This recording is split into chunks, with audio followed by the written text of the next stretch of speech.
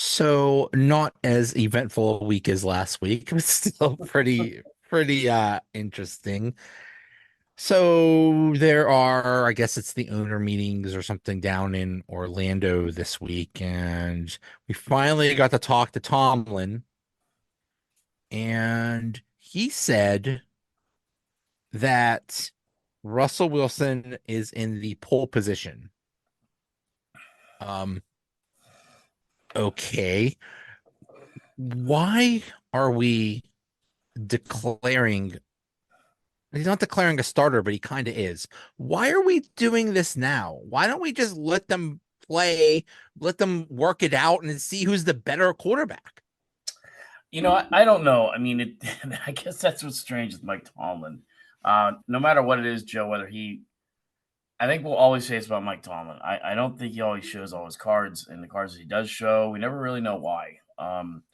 He's kind of one of those guys you don't want to play poker with or euchre with because you don't know what the hell he's going to do. Um, I think he'd be really good. I think he'd be like, oh, obviously, I have a pair of twos, and obviously, I'm not doing well at this hand. you can go alone on his hand. I'm gonna use my cards and paint I'm gonna paint the barn red because I have red paint and I have a four diamonds and he I the only reason I kind of maybe see there is maybe he wants to put something out there now to kind of shut everybody up until he gets to mini camp, Um, and then this is the way it is. I mean, I have a feeling that now they're tippy toeing a little bit around Russell Wilson's psyche, right? Like, hey, if we don't name him the starter, he might get pissy or he might, whatever. So could be one of two things, but that's the way I pick up at it. Either way, I think we're better off than we were a couple weeks ago, quarterback. So it is what it is. Just sneeze on air. You got to edit that out. Excuse me. um, yeah. So you're allergic to quarterback competitions, and so I'm is, allergic to is quarterback Tomlin. competitions. Yeah. No, I think it's a little bit of the mix, right? Like, look, I technically, because of what we did, we do have somewhat of a quarterback controversy. So in order to not keeping it into a bigger quarterback controversy, I'm going to name kind of the starting role now. And then we get to camp. If things start changing, we can address that then. I think that's kind of what it is. And I think it's really the way I think a lot of us should be in a weird way. Like I told you, Joe, I'm on this little bandwagon of kind of believing things he's saying just because of that humbling press conference. And maybe I'm naive. Maybe I'm buying into it too much, but maybe that's the way that Justin Fields wants it too. You know what? Let me take a step back. Let me learn from this guy. Maybe it goes the whole season. Maybe it does only go a few games. Then boom, I'm going to be in there and getting playing time. Kind of like you said. I think you would have been right. Would have been if it would have been Russell Wilson and Kenny Pickett. I think Kenny Pickett was going to be starting games. I just don't know, when or how long. So I think either way it would have been the same way. So yeah, I mean, you knew he was going to get asked. You knew he was going to get asked, so he had to have had that in his mind for a while. Maybe that's where he was when they did the team picture, and he either was taking a poop, or for whatever reason, like you said, he just wasn't in the coach's picture. But he must have been thinking about that. But that had to be the number one question he knew he was going to get. Yeah. Yeah. And when he did talk to reporters, I think that was like every question was about Russell Wilson or the quarterback situation. So yeah, we are in for a very interesting training camp and OTAs and all that stuff. Every little thing that happens in OTAs and in the training camp is going to be where people are going to go over with a fine-tooth comb. There will be like people we put on up stats in each day of training camp. Like, oh, Wilson went 4 of 7 today, but Justin Fields went 5 of 8. Oh my goodness, it's going to be like that. Like none of that matters, but that's what's going to happen. So, but it's really interesting what's going to happen with all this because, um, they got their third quarterback this week. This Kyle Yeah. Allen, who is basically a scrub, or he's no threat. He's no long-term solution. He's basically just a backup. I thought maybe they would get like a pretty prominent quarterback in the draft. Maybe it doesn't look like it now. Maybe they will, maybe they won't. But now we got to think about the future of the quarterback position. Is it going to be Justin Fields? Is it going to be Russell Wilson? Is it going to be someone else next year? Is it or 2 years from now? I don't know. This is all unknown territory, and we're Well, last year was like, could it be Mason Rudolph? At least we aren't saying it's Kyle Allen. But yeah. no, I mean, there's going to be a couple ways about that. I think again, okay, now you have three quarterbacks, so the pressure's off in the draft to get a quarterback. But the other thing could have been like we talked about playing cards in the beginning, right? Like I'm going to pick up Kyle Allen, so everyone's going to think we're set at quarterback, but I might just go and slide in here and select somebody you don't think I was going to select. So could be something like that. I mean, what's the big deal with Kyle Allen? You bring in four quarterbacks to camp, and Kyle Allen gets cut, and you keep the rookie you draft in the upcoming draft, right? So, yeah. So I think it was an ad. They added Lowry, probably a depth ad at best, for the Steelers. Nothing to really write home about, but yeah. So Allen and Lowry, and then tonight, just about a couple hours ago, they added Cordarrelle Patterson from the Atlanta Falcons. He'll be signing tomorrow. I don't know if did you see that one? Yeah. So, and again,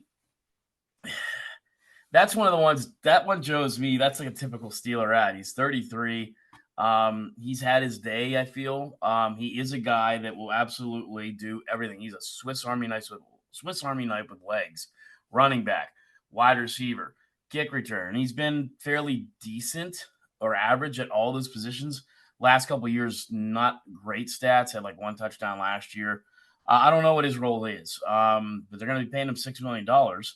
So I was kind of scratching my head on that move, bringing him in. But yeah, I've also enjoyed like now Omar Khan's getting the nicknames. Like King Khan might be my favorite one. Yeah. Genghis Khan. Yeah, it's been pretty good. But yeah, so some fluff moves. I don't know how you'd put them, Joe. There's nothing there that really makes me fall out of my chair. But yeah, I think now unless some big splash comes, which we can't discount will happen considering what they've done so far. I think it's you getting ready for draft at this point.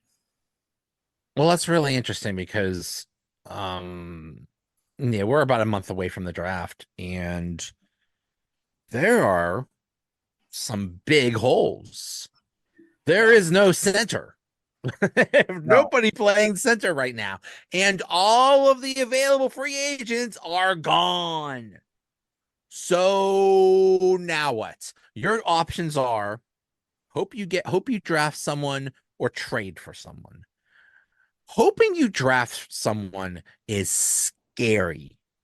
Yes, it could work out. So what are you gonna do? What are you gonna do? At 20, take a center, which is possible, but not exactly the best move because that's not a value pick. You don't take centers in the first round. You take the expensive positions in the first round. You could pick up a center any year for like $5 million or something like that. But to draft one, but then then the other side of that is you could get the next Marquise Pouncey or Demonte Dawson or Mike Webster or something like that. The next center you have for the next 10 years. And then who cares if it was a first round pick? Yeah, no, that's all. Yeah, and it is a little scary. You kind of went all in on a couple of these guys. They had the kid from Buffalo and Morse. We talked about that in the last couple of podcasts. The guy flies to Jacksonville and signs like 2 hours later. So I don't know if he just didn't like what he saw.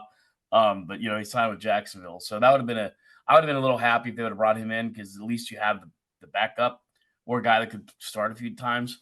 But you're right. There's not a lot out there. In fact, Mason Cole's still out there. If you want to bring him That's back, not happening. don't know. If you're interested, but I mean, Joe, you say it's not happening, but I'll tell you what. If they get to a point, you're right. If they draft a center, and we talked about this last week, last year, the 2023 draft, the first center went off the board with the 44th pick. So technically, by that, and I think the year before that, it was like the 39th. So a center hasn't gone early in a long time. So they would be not necessarily, breaking away from the mold, but drafting a center where they're at would be unusual versus the last 2 years. But it wouldn't be unheard of when you have such a glaring need, because you're right. Some big holes, and one of those is center. There's no way around that. So I don't think anyone's going to look at the Steelers and say, if they sign this JPJ kid from Oregon, or the kid from WVU, and say, "Oh, what the hell are you doing?" No, it's a legit signing. It's a legit need. It's a legit fill. So, and maybe that's their eggs are all in that basket. Yeah, there's maybe just a handful left. They could bring in one of those guys as a backup, but they're not going to. I don't think they draft two centers. They might. Maybe they draft one in the late round, but I think this almost guarantees 90%, 85% they're drafting a center. But you're right. Other needs, left tackle is a big one. And there's some really good left tackles in this draft that will be there for them. So I don't know. Pretty interesting. Pretty interesting. The people they brought in, but yet the position they put themselves in is both exciting and a little bit nervous at the same time. They also need a wide receiver now, Yep.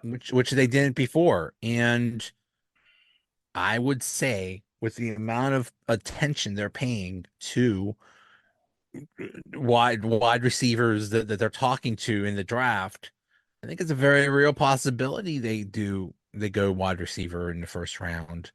And okay, fine, but you know, you have like you said, they need a left tackle, and you have really good ones here. And this is a this is that you don't often get a good tackle in the 20th position, and that's what the opportunity they have. I really don't want them to throw that away. I don't know. I think they should go tackle in the first round. Yeah, I wouldn't disagree. I mean, I think I'd be happy with either one. But you're right. I mean, it's been weird lately. They could just surprise the two of us, and or probably a lot of us out there in Yinzer Nation, and go for a wide receiver. But then, everyone's going to be jumping off their couch of their lazy boy, or out their Pittsburgh toilet saying, "What do you mean? You need a center. When are we going to draft a center in that?" So yeah, it's going to be fantastic, honestly. They're not doing anything with Ayuk. I love the exchange between how he looks just like Mike Tomlin.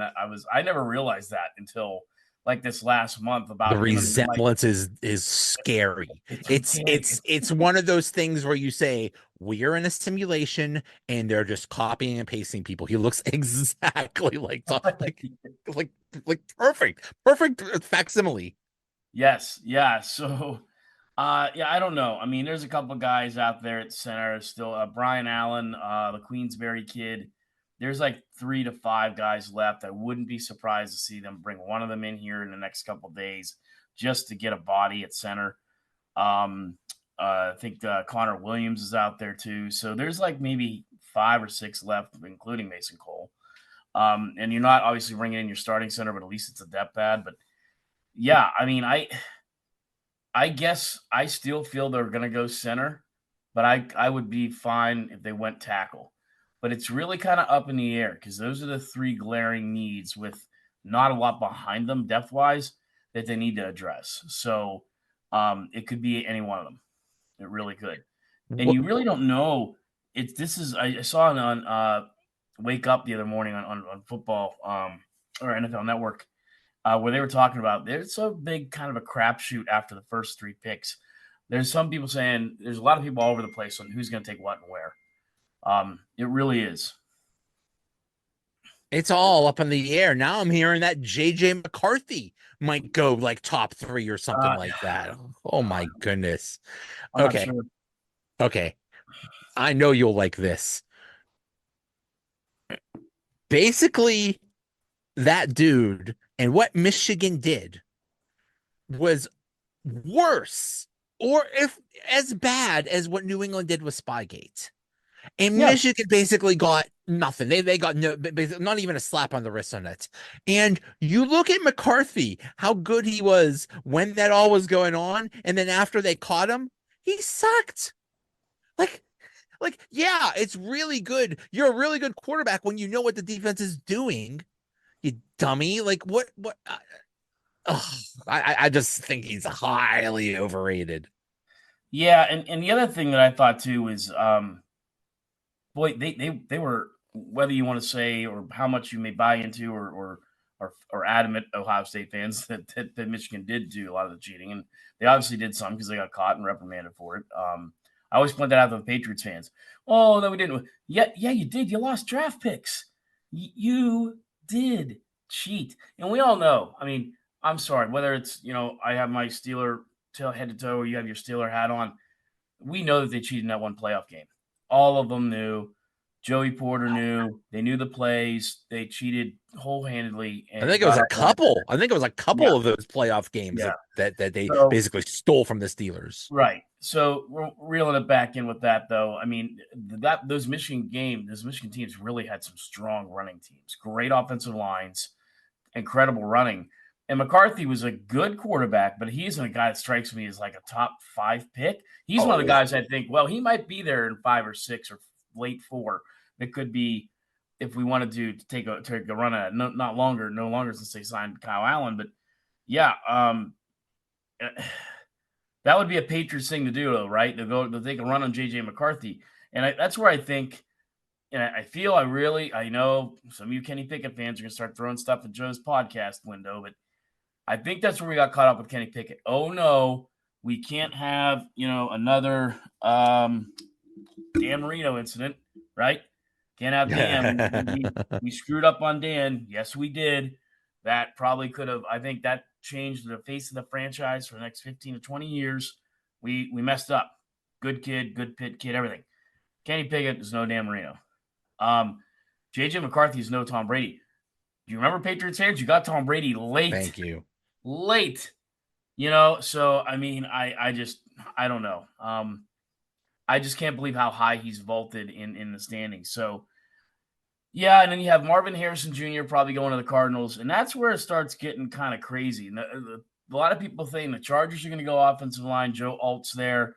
Alt's probably the best offensive lineman overall in the draft. I mean, his dad was a great stalwart for years for the Chiefs and I think the Seahawks. But so then you have Joe Alt, but it gets weird. Nobody knows what the Giants are going to do. There's all this talk with them, and it really is going to be an interesting draft this year. So the Steelers could be another situations, Joe, where like, holy crap, look who fell to us.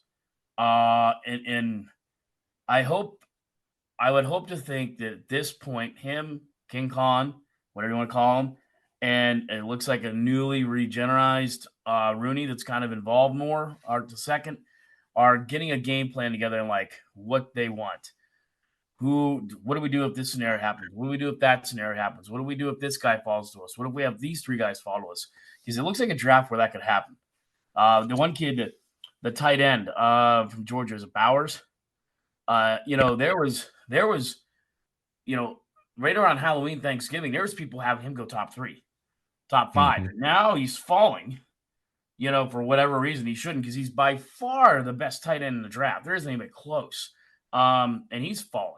So who the heck knows? Right now, I think a lot of people I'm going to the Packers. And so I don't know. But there are a lot of teams, Joe, that still need help. The Jets need to ramp that offensive line. The Bears need to do their line. The Chargers. So there's a lot of teams that offensive line needs too. I saw a mock draft where the Penn State tackle fell to the Steelers. If that's the case, they would run to the podium. That dude was supposed to go top 10. If somehow that happened, and I could see a scenario where that happens, the Steelers would snap him up in a second. But yeah, that's the thing. Who knows? It's going to be craziness that I night. I think they would too. That's a guy just from the Penn State background. We all thought he was leaving, right? I mean, they had him going top 3 last year in the NFL draft, and he came back, and we're like, holy crap! That's something you surely don't see anymore, or if you do, it's very, very rare. Kid comes back to Penn State. He's allowed 1 half sack in 4 years. I think there's only been a few other guys that's ever done that. He's a guarantee, but yeah, now he's fallen. You're right. I think a lot of teams go running up to the podium though if he falls to them. So yeah, this is probably going to be one of the better drafts. I still, if anyone follows this podcast, Joe and I are still the mantra: Saturday morning, Saturday morning, Saturday morning, instead of this Thursday night where we're up till 1:30 in the morning for the 32nd pick on Thursday night. But Thursday night is going to be a lot of fun. Thursday night's going to be fun. Yeah, I remember those Saturday mornings where basically the almost the entire draft was was on the Saturday morning. It was Oh so yeah, much fun. And it was just ESPN. It was just like Mel Kiper. That's it. Saying his stupid things, but remember that one, I think it was the Colts GM. The guy's like, yeah, who the hell's Mel Kiper? What is he? I love that yeah. stuff. He got into it with them big time because Mel Kiper goes off and a little bit saying this is why the Colts are always picking, in a top five every year, and he goes off on them. And I mean, it was pretty funny. Yeah, those are the good old days. But yeah, it's who knows what I mean. It's like now that people are talking, the Vikings are going to trade up, where they're going to sit back as Derek May could fall to them there. But if they think Derek may go early, they may move up. And it's kind of funny when you see a lot of these teams. The Jets are talking about moving up, the Packers, the Broncos, and if you're the Steelers, I guess you just kind of sit there and wait because I don't see them moving up. Devin Bush didn't work out too well. I think they are a little gun shy over that, and I just don't. I don't think there's a guy out there. I don't know. Never say never after this offseason, Joe. For all I know, they'll trade, TJ Watt to the Bears for the first pick. I have no I idea. don't want him. I Crazy I Con. I, I have a feeling Caleb Williams is going to be a bust. I just have a feeling. I think maybe all those college skills aren't going to translate to the pros. You don't get to run around for 15 seconds and just goof around and throw the ball to someone. You get 2 seconds at most to make a play. So good luck with that, buddy. Unless he's like the next Yeah. Kyler Murray or something like that. Um. So most of the ones I looked up this morning, I tried to look up five different ones by average. It looks like a lot of the experts, including you and me, we're experts, have that Amarius Mims from Georgia going to the Steelers. That seems to be the sexy pick right now, which would fall right into your wheelhouse. What you're saying, Joe? Yeah, another guy has some heritage, some legacy there. So yeah, but the two that I thought were interesting, a couple of guys have Cooper DeJean going to the Steelers. I just have seen that kid play a lot. I mean, my company's based out of Iowa. I've seen him play at Iowa. I've seen him play at Penn State. I've seen him play. He's an incredible cornerback. And I think he'd be, this is just an observation, not anything else. I think he'd be like the first white starting cornerbacks in Jason Sehorn with the Giants, which is just hilarious to me. I guess that's white guys are just slow. But, I just, Iowa, the funny thing about Iowa Hawkeyes, they sometimes get to that Big Ten West title game or whatever it was. It's not going to be that way anymore, and they always kind of then falter against the Ohio States, the Michigans, whoever it is. Penn State's had their number a couple of times, and they beat Penn State, and they've also bested and ruined Ohio State season a few times. But they have pumped out a lot of good quality NFL players, especially at the tight end position. It'd be hard to say that they're not tight end at this point, but they've put out some really good defensive players too. So you can say what you want about Kirk Ferentz and the offense that sucks. It's right up there with Matt Canada, but Cooper DeJean could be a solid ad for the Steelers. Well coached, very well respected. A lot of people think he's the best defensive back in the entire draft. That's the other one, Joe. That could be that outside sexy pick. They could go with him. That would be my wild card, but I'm not going to fall off much here if they draft him either. But that would be my wild card because I think he'll be available there for the Steelers. I'd be okay with that. I'd be okay with a cornerback in the first round. Um, Yeah. yeah, I'm fine with that. But with all the commotion of last week, what we end up in the draft is in the first round they get the 20th pick. In the second round they have the 19th pick. In the third round they have the 20th pick, which is what they had all the way. But now they got a third rounder from the Eagles in the Kenny Pickett trade. Right. Two third rounders, and they still have now. They used to have two fourth rounders. Now they only have one fourth rounder, but still, in the first 3 rounds, you have 4 picks, and in those first 3 rounds, you're basically getting starter capable people. So if they keep those picks, they get 4 starter capable dudes. That's really good. Getting two third rounders I think that's huge. Yeah, I think without question, one of them is going to be a center. It's just where. And I think it's going to be one of those things, Joe. If somebody does reach early on one of those two centers, they're going to go. That to me would dictate a pick for the center. Now, if both of those centers fall to the Steelers, uh, they may pull the trigger. They may think, well, we can at least get one on a swing back in the second round. So that's where I think is really going to be interesting if anyone were to take one of those centers. If they both fall to Pittsburgh, yeah. Then the Cooper DeJean thing, but the left tackle situation too. That's where I'm saying they could have a couple of these left tackles that are listed as going early.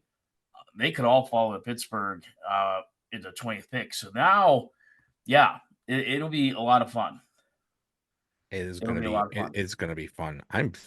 We need to do like a live broadcast that night. We need to like an That would be hour kind of before fun. the Steelers draft. I think we should do something because that's just gonna be so much fun. I think we should. Yeah, that could be a lot of fun. Just see our reaction because the Yeah, 20th pick's probably going to be at what 10:30 at night. probably. So yeah, if you have Probably. an extra room, I can, yeah, we got to I'll, get Fiore's I'll, pizza. No cold cheese pizza, I promise. no, not that No, cool. Yeah, no, yeah, yeah. Bring Furies. no Um, Fiore's. yeah, it would be hilarious if after all said and done they couldn't get a center and they have to go back to Mason Cole. Uh, It's like dumping your girlfriend and then going back to her. It's like, yeah, I messed up. I'm sorry. Can baby take me back? yeah, here's some flowers. Yeah. Um, yeah, I know. I mean, a lot of those guys, some of those guys I named, and Queensberry had his fair share with handling issues too. So he has a bigger pedigree than Mason Cole, but who knows? Yeah, I don't know. But the only reason I mentioned Mason Cole is he at least knows the system, I guess. That's a nice thing you can say. But here's the problem. He knew the system last year and he sucked something bad. So Yeah. I mean, I don't know. But yeah, and I guess I think the quarterback thing there means to me like, okay, if someone's available in the fifth or sixth, we might take a poke at them. But at this point, I think that cements for sure. They're not going to take a little reach here in the third or fourth round or the two third round guys on a quarterback. I think it'll be, defensive back and offensive line, wide receiver. So, This is an extremely deep draft for wide receiver. yeah. So fine, take one in the second round, third round, whatever. Yeah, there's your ideal scenario right there. Tackle or corner in the first round, center in the second round, wide receiver in the third round. I'd be Go for happy. it. Let's I go. think, yeah, if we're doing a show of where we after the Steelers make the pick, we start recording and do whatever, however we want to do it that night. I think I think a lot of Steeler fans would be very happy with that order. I think you got a little bit of the local contingent now pushing for the West Virginia guy because there's obviously some WVU fans in the area, but yeah. And then it could always be one of those things where they go and draft like who knows a defensive lineman or something, and we're all like, what? Right. Yeah. Right. So yeah, yeah. It's I think signing Patrick Queen was huge too, right? So that addressed a big need at linebacker. Um, so they did some things where I think it really did kind of ruin the poker hand, so to speak. I think they've kind of showed their cards. I think what we're saying right now, this little recipe of or a combination of center, tackle, wide receiver, possibly cornerback is pretty much the way they're going to go. I really would be, or wide receiver. Anything else, I'd be pretty shocked. Yeah. Yeah. And I have a feeling it's not going, they're not going to pick in those picks that they're supposed to have right now. I think there's going to be some trades going down. I could see him moving up. I could see him moving back. I could see a million things going on. So it's going to be Yeah, fascinating. yeah, because the Vikings have now gotten two. They're picking two, and they're in talk saying they want to jump up and try to get two of those top picks within the top 15 right now because I think they're 11th and 23rd, right? So Yep. they're talking about moving up, and they're another team that's rumored to be really high on Cooper DeJean. So yeah, I don't know. it is going to be fun. That's draft night is a fun night. I still do wish it was Saturday morning, but overall, it's probably I the best. It's without a doubt the best draft of all the major sports. There's nothing. Everybody tries. They try to make the NBA one fun. NHL, unless you're diehard hockey fans like you and I are, we definitely know probably a few of the guys going in that maybe picked in the second round. Most people don't know the right, first or the top right. outside of top two. Baseball, there's 463 rounds, and apparently you can draft anyone from a senior in college to a freshman at T-ball, Yeah, and just let them develop. yeah, So, yeah. um, but football is where it's at. It's just so much fun. But you're right. The real wide receivers going back to that. Um, there's a lot of interest there. Harrison Jr., but he's going top five, no question. He may even be a guy that may jump in there in the top two. Who knows? But yeah, there's a lot of guys you see. There was one I did see one of those people had the Adunez from Washington falling to the Steelers. So who knows? I mean, he's generally like the third or fourth best receiver listed, and they have him in the 20s, right, for the draft. So yeah, I mean, there could be some major wide receivers that last not only through there, but into day two, Joe, like you're saying, or day three. You have some pretty big name wide receivers. Do you remember? Well, the other thing I remember about those Saturday morning drafts was the it was either the Pittsburgh Press or the Post Gazette. They would have in their sports section both pages, all basically a draft guide Yep. and rankings of every position and like a little blurb about every player. So even if you didn't know like every player, you got to learn about them. I was like, "Ooh, we got the third wide receiver. Ooh, he looks good." Like it was so Right. much fun. It's just like let's go back. Let's go back to simpler times. Yeah. I remember that. Just the heft of that paper.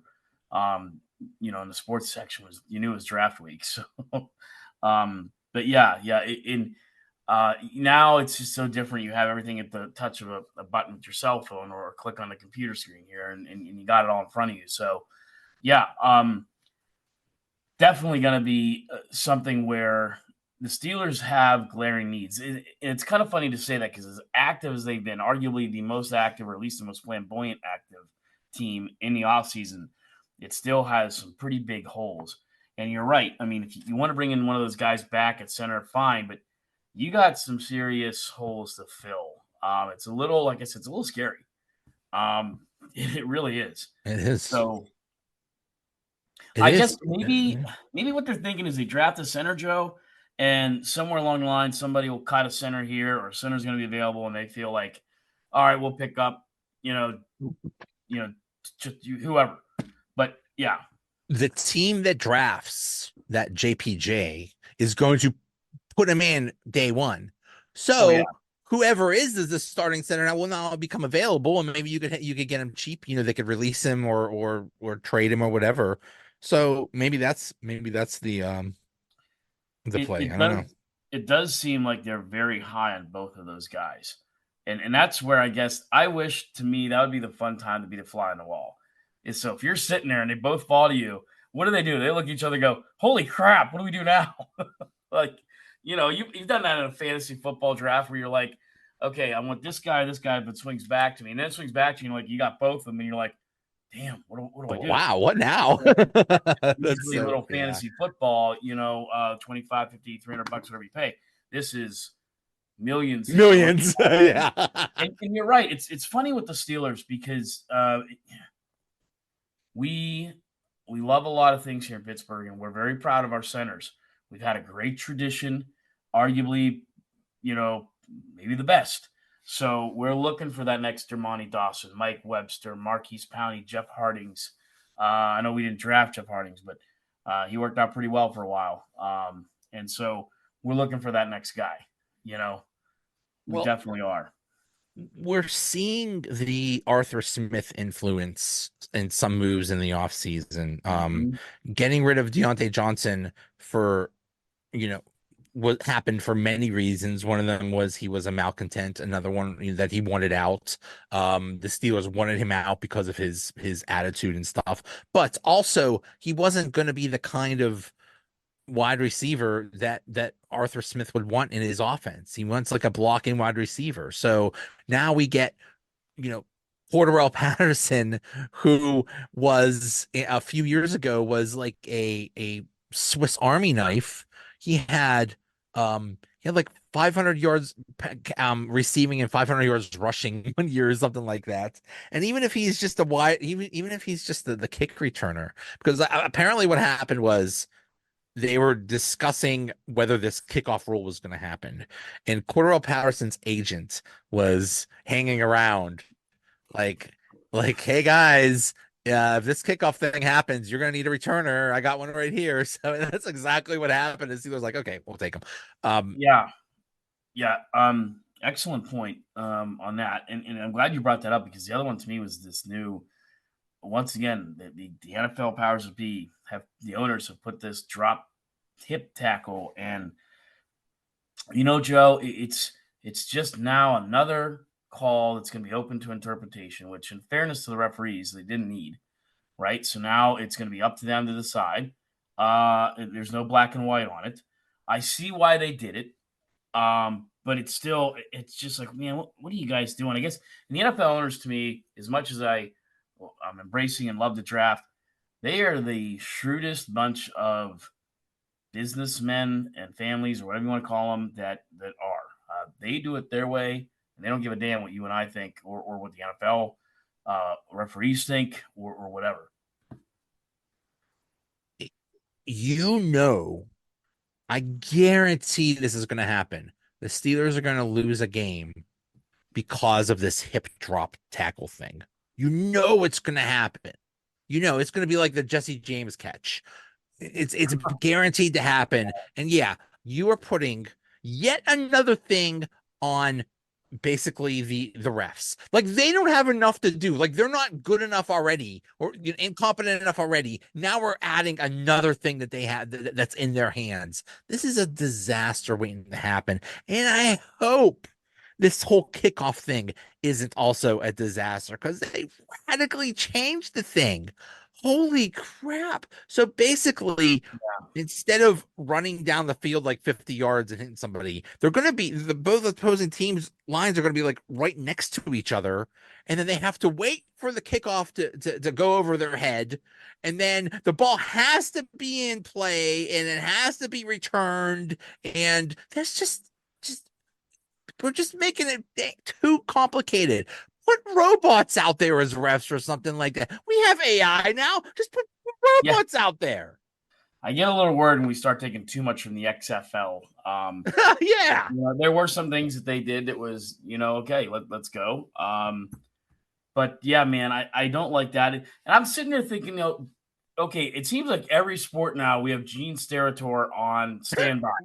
Like I know, really. Game, the NCAA tournament, the Stanley, like Gene Steratore, I expect him to, like, if I grab if the milk's outdated in my refrigerator, Gene, Darren just grabbed it. Let's go to Gene now. Yeah. Let's go to Gene Steratore out there. And it's a day past. Technically, pasteurization is setting in. But, like, did they not have Gene Steratore on standby for the NFL owners meetings? Like, he has an opinion on everything else, sometimes good, sometimes bad. He couldn't have chimed in saying, this is a stupid idea. Because I get it, right? Because what happens on that type of play is a lot of times the defensive player does end up landing on the offensive player's legs. Case in point, you had Aaron Rodgers, right? So I get it, but it's just like, you're right, Joe. It's either going to cost us a game. I guess you could turn around and say, well, it's better than costing us a player, but yeah. I don't know. But what is a defensive player supposed to do? The play they showed over and over again was that one, it was the Ravens against the Bengals, and Mark Andrews caught the pass and he was running, and the defensive guy comes behind him and lands on him, does that hip drop thing, and ends up Mark Andrews ends up getting hurt for the Yeah. rest of the season. Okay, but what was the defensive player supposed to do there? Mark Andrews is like twice that dude's size. What is he supposed to do? Grab a rag with chloroform and knock him out or something like that? Like Like an Ace what Ventura. You're yeah, saying. like an Ace Ventura, get a net or something, or have a Wonder Yes. Woman lasso or something like Yeah. what are these guys supposed to do? I get it, you want more offense, but come on, it's like these guys are helpless. I used to shake my head when people said, "We're moving to flag football." I'm like, yeah, okay, no, and I know what they're doing in the Pro Bowl, but man, Joe, you may be onto something because what else is left? I mean, other than getting a good old rib, wrap and tackle up front, I don't know. And you know how that is with that, Joe, is you're almost going to see those flags fly like crazy those first couple of weeks till they Uh-huh. figure out what the precedent is. I guarantee almost every game or half of the games played in week one are going to have that call until the referees figure out where they're comfortable not calling it or calling it. I don't know. And doesn't Tomlin maybe roles reverse every so many years? I thought Tomlin was like part of the rules committee. At least at one point, Yeah, he was I think head he of the is. rules committee for the coaches, or at least the coach's representative. So I don't know if he had a part in that or not either. I don't know. Well, they apparently they weren't really in favor of the whole kickoff thing, but they saw that everybody else was. They're like, okay, well, we'll go along with it. That hip tackle thing, the players said, please don't make this change. Please don't do this. The players, do you think maybe they should have a say in some of this? Yeah, Jeez. because I mean, They're your employees, for God's sake.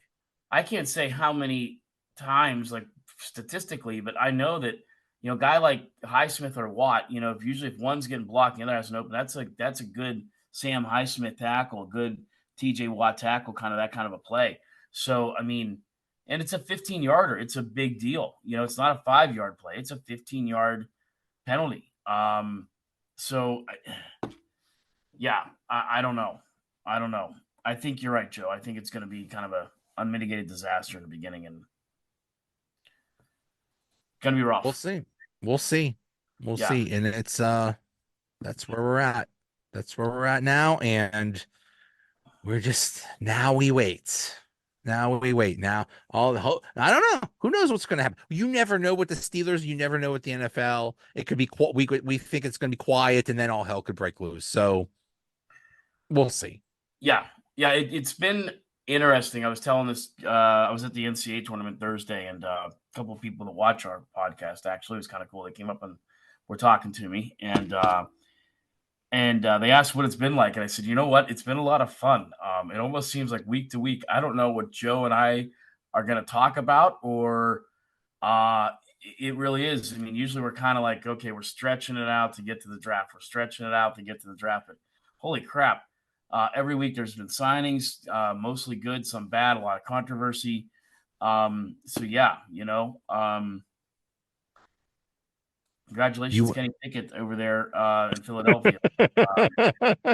I still am amazed by the amount of Kenny Pickett haters. Now they set up to me and they seem like they're just waiting. Like, so anyone on Twitter right now is firing off some kind of trying to make intelligence out of her, saying, here's what they could do. They're just like, they both suck. They suck. Suck. They suck.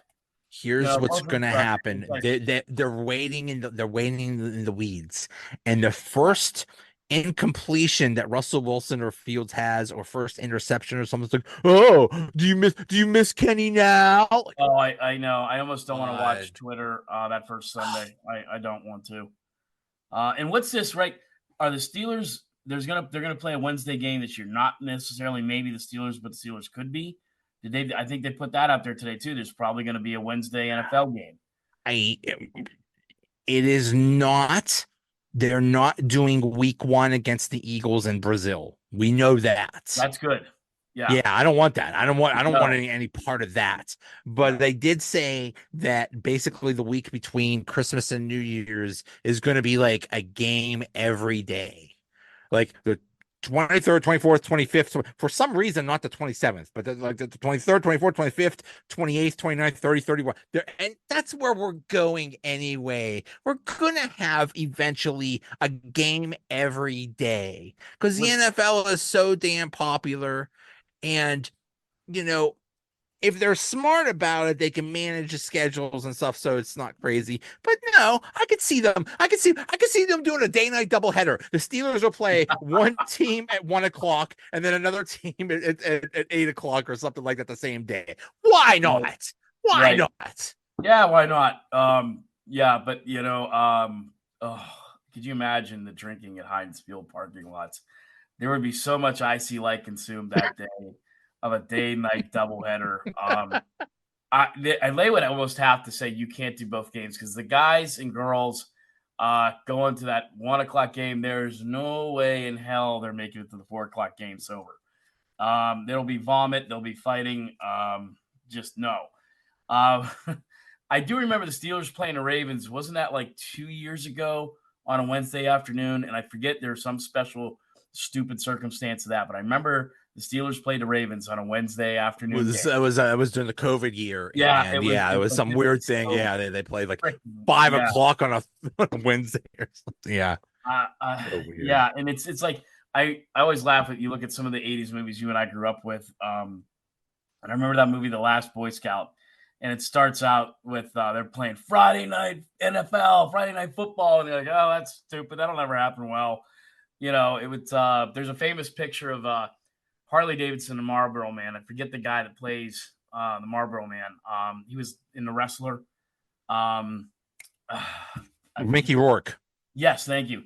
And he's sitting there on his motorcycle, and the gas prices are like, 487 or and you're like, oh, could you imagine gas prices that high? Well, yeah, we can. Yeah. So I think you're right, Joe. I think Friday Night Football is probably just around the corner. Which would totally screw the high schools, which would be terrible, but Yeah, it's I think inevitable. it's regionalized. I think Pittsburgh would have a problem with that.